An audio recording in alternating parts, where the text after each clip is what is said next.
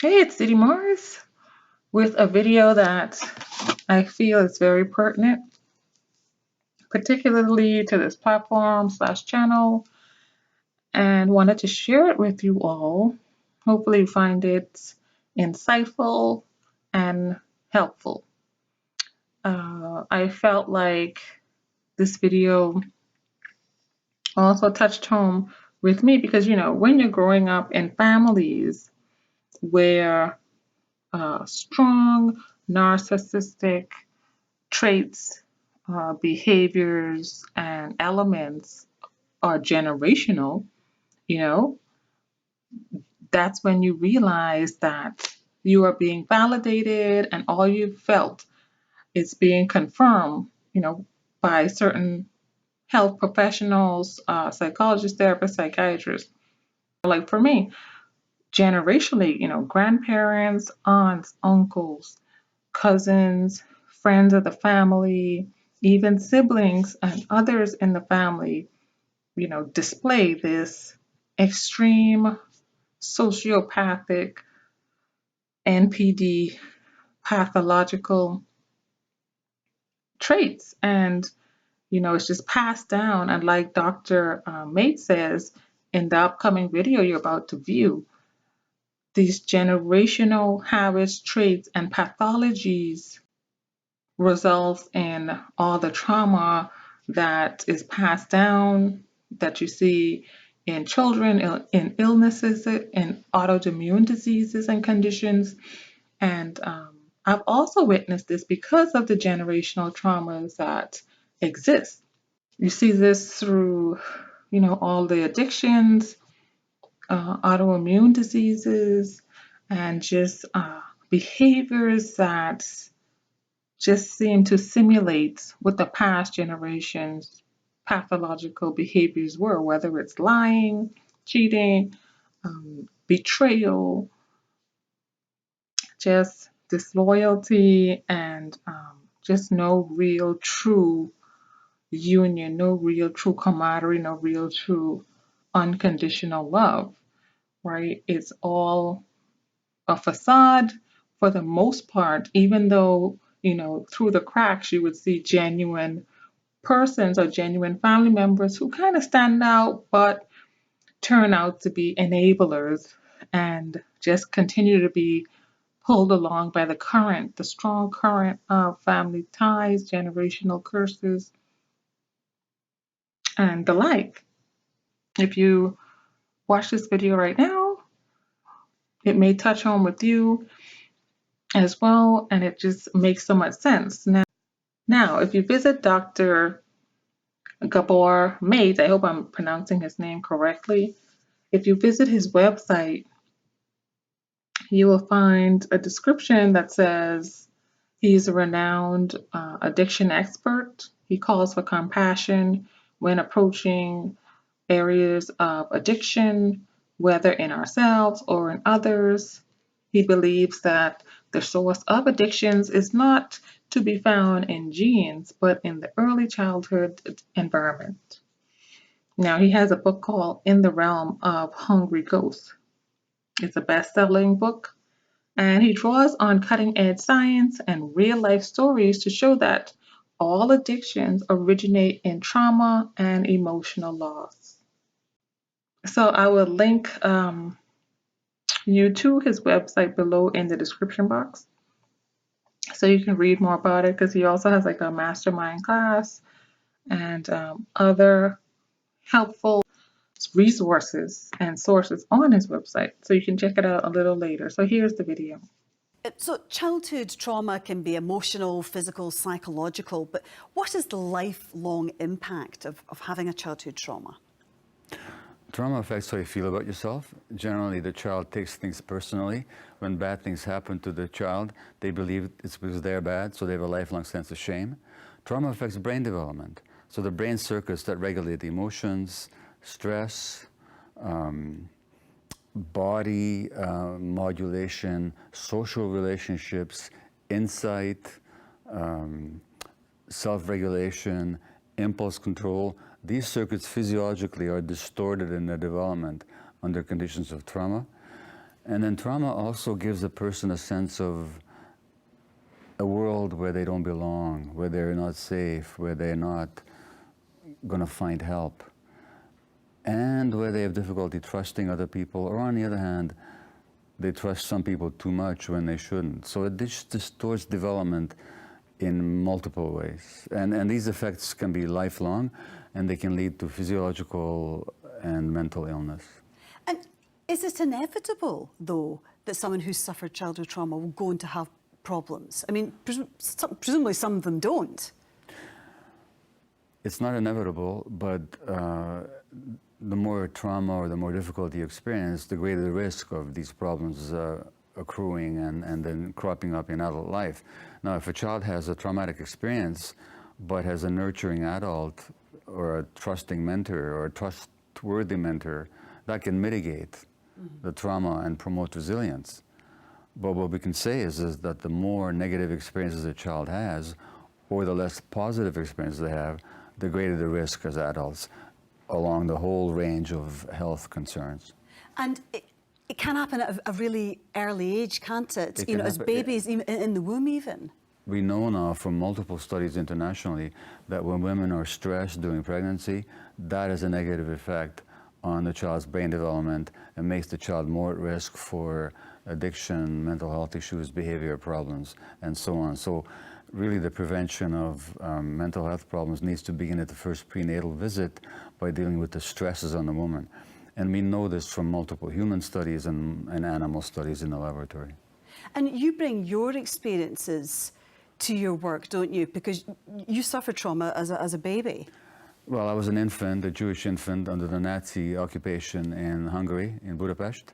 And my grandparents were killed in Auschwitz, and I lived my first year with a mother who was deprived of her husband, had lost her parents, and who was in daily fear for our lives. So that had a huge impact on my own development, and that showed up in my adult life, in my relationship, in my work, and very much in my relationship to myself. And when you were a baby, your mum took you to a doctor, and the doctor said something very interesting about babies like you. It's actually, the Germans occupied Hungary when I was 2 months old. I think it was March the 15th, 1944. And the day after the Germans marched into Budapest, my mother phoned the pediatrician to say, would you please come and see Gabor, because he's crying all the time. And the pediatrician said, of course I'll see him, but I should tell you all my Jewish babies are crying, which simply indicates the exquisite sensitivity of infants to the nurturing adult's emotional states. So that the child's health really depends on the emotional health and social support that the parent has. So in a society where, or in a situation where there's less support, more isolation, and more stress on parents, you're going to get more and more troubled children, which is what we're seeing across the Western world right now.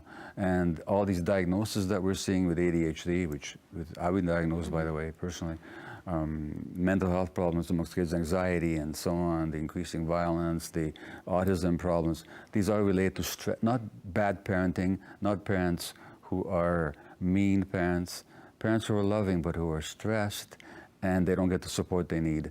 Increasingly, we're seeing more problems burgeoning in the childhood population. And we use this term now, adverse childhood experiences, yes, commonly known as ACEs. I mean, how useful is it to use that term? Is that reductive, do you think? It's not reductive, it's simply a statistical fact that you can't argue with, which is that an adverse childhood experience is physical, sexual, or emotional abuse, violence in the family, a parent being mentally ill, a parent being jailed, a parent being addicted, a divorce. And for each of these adverse childhood experiences, statistically, the risk for adult problems, such as mental health issues, psychosis, ADHD, addiction, autoimmune disease, malignancy, go up. Now, the childhood experiences don't explain why these things happen. That has to do with physiological and psychological development, but they provide a statistical grounding for us to know that in order to raise healthy children, we have to prevent as much as we can these adversities from occurring. But to use this term ACEs, could it not stigmatise people to say that you've got ACEs? And could it also not almost be a self-fulfilling prophecy that if you have so many ACEs, you are not going to achieve in life? No, it's not a prophecy. What would you rather believe, by the way, if you come to me as an addicted person? That you're addicted because you're a moral failure? Or you're addicted because you've got this uncurable genetic disease? Or you're addicted because you have so much pain because of your childhood experiences, and if you deal with that pain, you can heal your addiction. So the adult childhood experiences, we actually know, there's a study that showed that in a medical office, when people are asked about their childhood experiences like that, they visit the doctor, they have fewer doctor's visits later on, because just the fact of being listened to and having their experiences validated makes them less prone to get ill. So this is not reductive, and it doesn't stigmatize, it simply helps people understand their experience. So how do we best support people then who have suffered from childhood trauma? First of all, by not blaming them. So if you take the addicted population, which is, I worked with a heavily addicted population in Canada, they're stigmatized, they're ostracized, they're illegalized, they're beyond the pale. What if we saw them as people who have suffered tremendously in childhood, whose addictions, whether it's to sex or gambling or shopping or drugs or alcohol, the 4,000 or 5,000 people every year in Scotland who died because of alcohol-related diseases?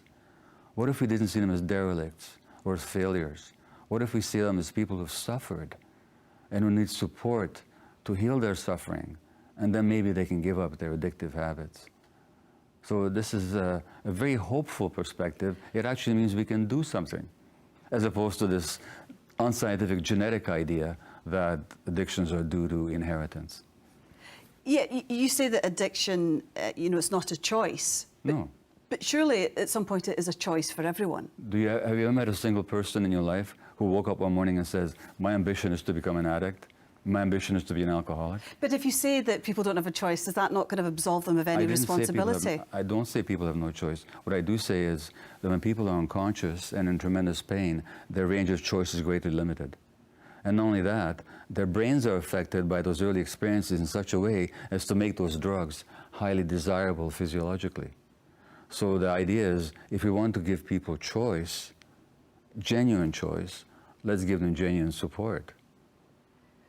But do you not accept that if you say people don't bear any responsibility for that, for the things that they do because of what they occur to them as children, it's almost like a get-out clause? It depends what you mean by responsibility. If by responsibility you mean blame, I'm completely uninterested in blaming anybody for anything. But if you're asking me, how to have people become responsible, how you help people become responsible, being able to respond to their lives, is by compassion and by helping them heal. Not they become totally responsible.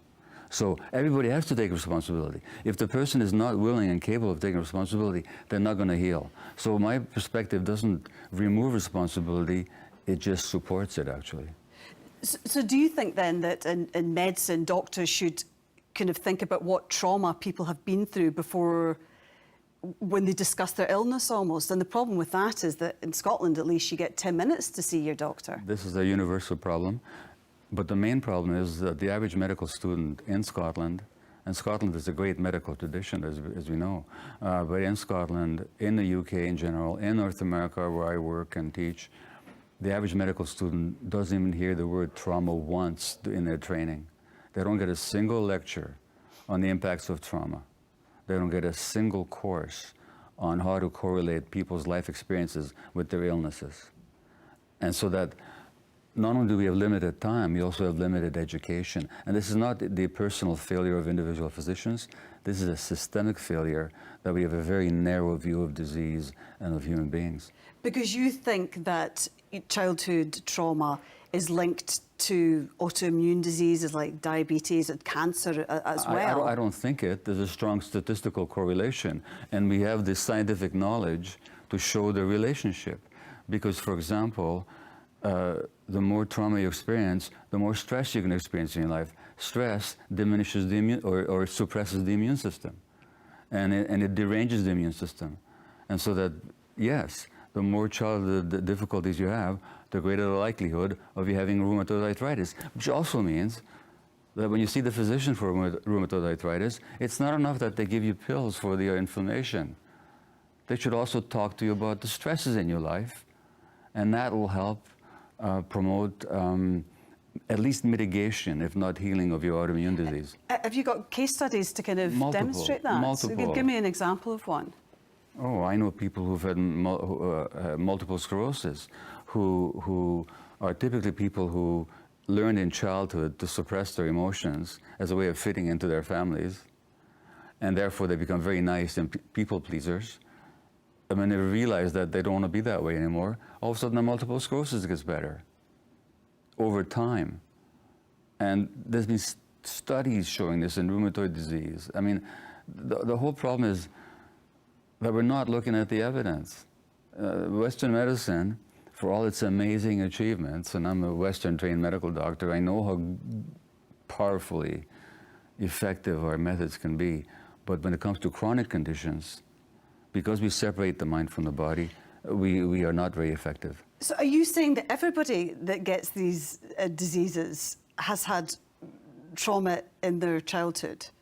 You know, I don't really dogmatic about it, but I can tell you that I've traveled all over the world, I speak in multiple countries, I've looked at the medical literature, I've yet to see the exception. Somebody with autoimmune disease, for example, I've yet to meet somebody or read about anybody who was not suffering from a combination of emotional and physiological problems. I mean, here's the reality. You can't separate the mind from the body. Physiologically, it's not possible. If I were to scream at you right now, that would change your physiology in a split second. But you're kind of implying that everybody gets ill. Something must have happened to everybody when they were a child, and is that not just life? How about not putting it that way? How about if I said, everybody who comes in with an illness, at least it's worth inquiring what happened to them, and how what happened to them is affecting their life today. So that's an inquiry. If the individual does not want to partake in that inquiry, nobody should force them to. But I can tell you multiple examples of where that inquiry is engaged in, people actually do better. If you are so sure of this, why does the medical profession not, you know, approach treating disease in that way then? Do you have 3 hours for the answer? A, because they're not taught to think that way. We separate the mind from the body. But that suggests that there's not the evidence. Sorry? That suggests that the medical profession as a whole doesn't think there is evidence to support that. The medical profession doesn't look at that evidence. There's lots of evidence published in medical journals. The relationship between stress and disease, the relationship between early childhood experiences and disease, the way that emotional factors affect the immune system. There's nothing new about this. Mm-hmm. People have been studying this for decades and decades and decades. And so what I'm saying is that the Western medical mind is trained not to look at certain evidence that it doesn't feel comfortable with. And let me quickly throw in one more thing, which is who funds medical research? Pharmaceutical companies. There's no profit in studying this because you can't make pills for stress. But are you saying then if you could trace back to a person's childhood that they did a trauma and they were now suffering from multiple sclerosis, that you would give them therapy rather than drugs? I didn't say rather. So what is the benefit then in knowing that someone has ended up with this disease because of what's happened to them? What is the benefit of knowing that? Well, because if somebody needs medication for their multiple sclerosis, they have a flare-up, of course they should have their medication. But let's have a conversation now. Once you're feeling better, let's have a conversation. How stressed were you before your flare-up? What caused the stress? What was happening in your work? Did you take on too much? Did you have trouble saying no? Was there a marriage difficulty? Can we deal with that? Can you learn how to be more effective in dealing with your stresses and maybe prevent the next flare-up? So it's not a question of either or. I'm not saying we should throw out Western medicine. I'm saying it's missing a huge part of human experience that if we added it, our medical practice could be so much more effective. As you suggest, that would take more time, but it would also promote a lot of health. Do we then blame our parents for everything that goes wrong with us then, with our behaviour, our illnesses, you know, our personality? I mean, it comes down to nature versus nurture, doesn't it? Well, it's not versus, first of all. It's nature and nurture, number one. Number two, there's no room, as I said earlier, in my worldview for blame. Parents do their best. I did my best as a parent, but you know what? I was a traumatized adult. I hadn't dealt with my trauma yet. I inevitably passed on some of my trauma to my children. It's not because I didn't love them. It's not because they didn't do their best. It's not because my wife and I didn't have our children's best interests at heart. But our best was limited by our own degree of consciousness and our own degree of having resolved our trauma. And so it's not blaming anybody. It's just saying that trauma actually is multi-generational. There's nobody to blame. The thing is to understand it. And if you understand this link of trauma that can be passed on, question is, what can we do to interrupt that, to break that chain? Well, and how can you break the chain? By healing, by bringing healing to each generation, by looking at the factors, social, psychological, economic, emotional, physiological, environmental, that affect human beings, and by dealing with all that as effectively as we can. It also means medical policies and governmental policies that support people, that support communities, that support contact and connection between people rather than isolate people, that do not stress people, because we know what stress does to the intestines and to the brain and to the immune system and to the heart. I mean, there's so much we could do with this information. If we had not a bit more research, just apply what we already know or should know, we would have a much healthier system. The Scottish Government launched a strategy last year to tackle social isolation and loneliness, as both are recognised as having effect on your physical and mental health. I mean, are physical and mental problems, you know, really exacerbated by a lack of kind of human connection in modern living, do you think? Well, that's one of the impact of modern capitalism, is that it isolates people. It promotes the idea that people are aggressive and individualistic and selfish because of the policies that have been in practice now for close to 3 or 4 decades. Community supports have been diminished, I know in the UK and also in North America. Communities are more isolated. There's less and less sense of contact between people. And as a result, what are we seeing? We're seeing more addiction, more people dying of addiction. We're seeing more mental illness. We're seeing a rise in autoimmune disease across the Western world.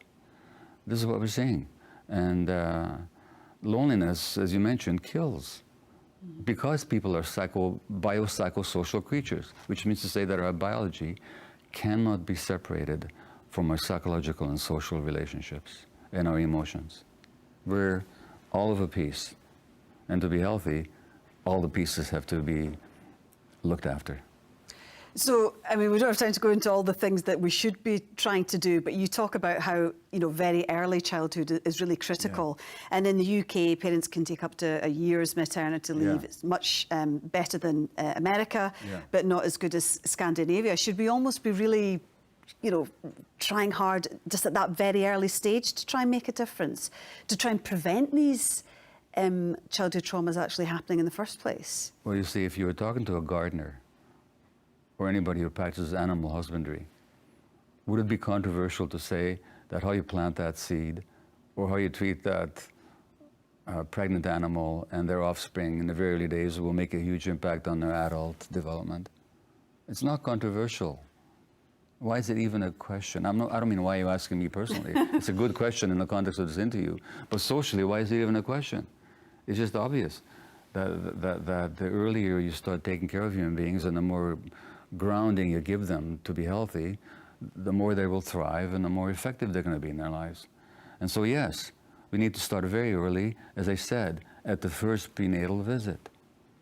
And schools need to be informed about this stuff. See, the child's brain develops from in utero, begins developing in the womb, and it continues until the brain development continues until your 20s, which means the schools are actually in the brain development business, or they should be. But how many lectures does the average teacher get on brain development? And what conditions promote healthy brain development? When you yell at a kid, when a kid acts out, when a kid behaves in ways that are not socially acceptable, it's usually because they have some kind of emotional pain that they don't know how to resolve. Now, what do we do with them? We punish them, we exclude them. What does that do? Exacerbates the problem. What if the educational system was actually trauma-informed? What if the educational system actually understood the importance of relationship in the healthy development of children's brains? Then they wouldn't be so focused on trying to control behaviors and on cramming facts. They'd be saying, well, what conditions do kids need for them to develop in a healthy way so they'll be curious and interested in learning and socially responsible and comfortable and confident in themselves. These are the questions that governments should be asking, that educational systems should be asking, that the medical system should be asking. And these are totally reachable goals given our resources and our understanding. Okay, well, it's been absolutely fascinating to talk to you. Thank you very much indeed for joining us in Scotland tonight. My pleasure. Thank you. You've heard it here with Dr. Gabor Mate. You know, autoimmune diseases are real, so are addictions, but there is help and hope for them. You know, with my personal experience when it comes to autoimmune conditions or illnesses, is that, you know, when you're steeped in these pathologically destructive families or even relationships, whether it's at work, co-workers, friendships, you don't know that your body is recording everything and is being traumatized, is being poisoned by the toxicity. Okay? Like if you wouldn't go and physically drink poison, you won't go and physically drink bleach or, you know, something that's not for human consumption, that's dangerous, corrosive, and poisonous to your system. But you don't realize that there is emotional trauma as well, and it's just best to avoid such situations and connections or interactions as much as possible, if not permanently, if you can, because it does affect you. Particularly, let's say if you're being shunned, scapegoated in these environments, if you're being bullied, picked on, isolated, you know, it might not affect you temporarily in a very, very minute or short period of time, but the long-term effects, wow, you won't believe it. So, you know, once I removed myself from toxic situations or the toxicity of family or friends or relationships, you know, I realized that my own personal experience of autoimmune condition subsided. The symptoms went away, or they became less and less and less over time. Even my doctors, you know, were surprised that I didn't have to come as often because the schedules they provided were lessened and lessened. And I personally do feel like it had to do with the fact that I removed myself from those dangerous relationships, connections, interactions, okay? When you are connecting with a health facilitator or healthcare practitioner, physician, psychiatrist, therapist, whatever the case may be, and they're running tests on you, multiple tests to find out, you know, where is the root of your condition or where is your illness stemming from, and they find nothing and they don't even have a name for it. What does that tell you? That tells you so much. You know, they run genetic tests, they run physical tests, they run all the regular tests, and it should come up with something. There should be a name for it. And sometimes, you know, the name is just you. The name is your name. You know, that's how some of these diseases even get names of people, because sometimes it's the first person who had this type of illness. And it's just the body's way of, you know, trying to correct the wrong, turning in different ways on itself, just trying to get away from the toxicity, but it's nowhere to go because you're remaining in the situation. You are the person who have to leave. Then the body can free itself and heal. As long as you're there, the body has nowhere to go except turning in on itself, okay? And that's when you realize that it's the people you're around, the situation you're in. That's why if I find myself in toxic situations that I was not aware of initially, I do what I have to do. I make all my plans to get out of it because I've been there, done that. I know what this emotional trauma, pain, and being around pathologically destructive people can result in. Okay, it's for your health, it's for your life, your safety, your sanity. And it's real. Some people don't believe in, the autoimmune illness fact, but it's real. Many of us have lived it, many of us have survived it. These many times they are life-threatening. Okay, and you don't want, just because someone else is traumatized, self-loathing, quote unquote evil, then your life is diminished, shortened, and unenjoyable, just drained. All of your energy is gone, along with your joy and your potential, just because you gave it all to certain situations, over giving, over pleasing, right? And just allowing yourself to be steamrolled and trampled. So that's my message for today in this video. Glad you're able to stick all the way through it, if you're able to hear me to the end. And till the next video, take care of yourselves. Bye-bye.